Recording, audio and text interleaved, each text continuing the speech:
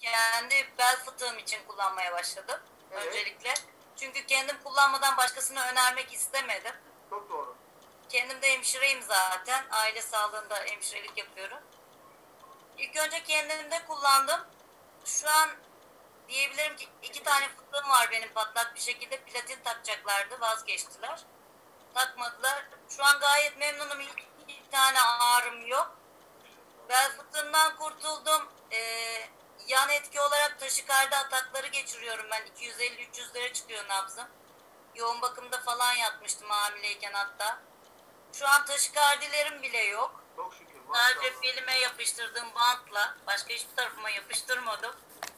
Ya eşime yapıştırdım, eşimin horlaması dahi gitti. Şu an gayet rahatız yani, çok memnunum. Ve yani maddi olarak da bir hafta içinde rookie seviyesine atladım. Süper. Yani gayet memnunum, herkese tavsiye ediyorum ve şu an 16-17 kişide denettim ben bu ürünü. Ve herkes çok memnun. Hatta bugün bir tane Kaşıkçı'dan bir ablamızla görüştüm.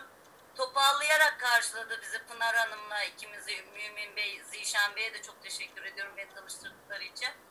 Bizi yürüyerek yolcu etti yarım saat sonra. Bugün aradım, dedi sağ dizimin üzerine düştüm. Çok korktum, yürüyemeyeceğim dedim diyor. Önceden çünkü düştüğüm zaman çok problem yaşıyordum diyor. Ama çok şükür hala ona rağmen ağrım yok dedi kadın.